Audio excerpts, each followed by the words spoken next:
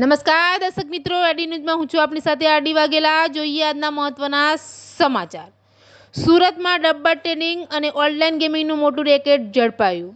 SOG પોલીસે ઉત્તરાયણ વિસ્તારના લજામણી ચોક પાસે મેરિડિયન બિઝનેસ સેન્ટરમાંથી આ રેકેટ ઝડપી પાડ્યું છે।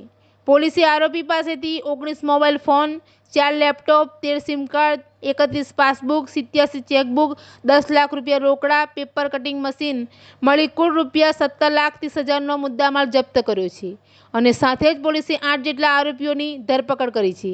પકડાયેલો આરોપી નંદલાલ વિઠ્ઠલભાઈ ગેવરિયા છેલ્લા 10 વર્ષથી ડબ્બા ટ્રેડિંગ તથા ઓનલાઈન ગેમિંગનું રેકેટ ચલાવતો હતો। તે ઉપરાંત બનાવ સ્થળે છેલ્લા 1.5 વર્ષથી ડબ્બા ટ્રેડિંગ અને ઓનલાઈન ગેમિંગનું રેકેટ શરૂ કર્યું છે।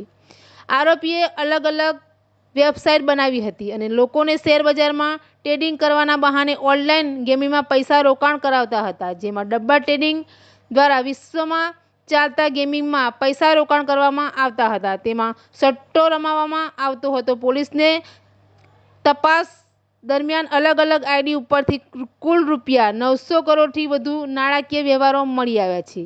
એડી ન્યૂઝ સાથે રિપોર્ટર અભિષેક પાનવાલા, સુરત।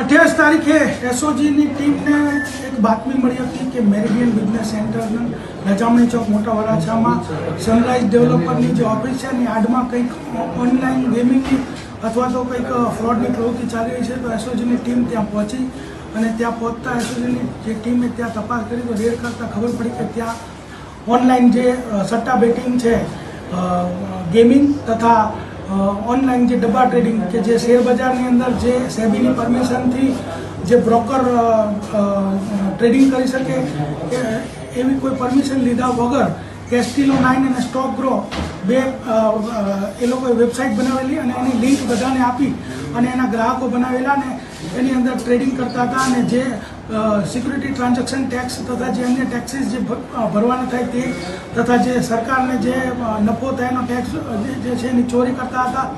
તો આ બધી જ જે રેડની અંદર ત્યાં બે પ્રકારની પ્રવૃત્તિ ચાલતી હતી। એક પ્રવૃત્તિ કે ઓનલાઈન જે સ્ટોક એક્સચેન્જ જે રીતે ટ્રેડિંગ કરે એવું એક ડબ્બા ટ્રેડિંગ ચાલતું હતું ને બીજું કે જે ગેમ ફૂટબોલ છે, ક્રિકેટ છે, ટેનિસ છે, જે લાઈવ ગેમ ચાલતી હોય એના સટ્ટા બેટિંગ પણ ચાલતા હતા।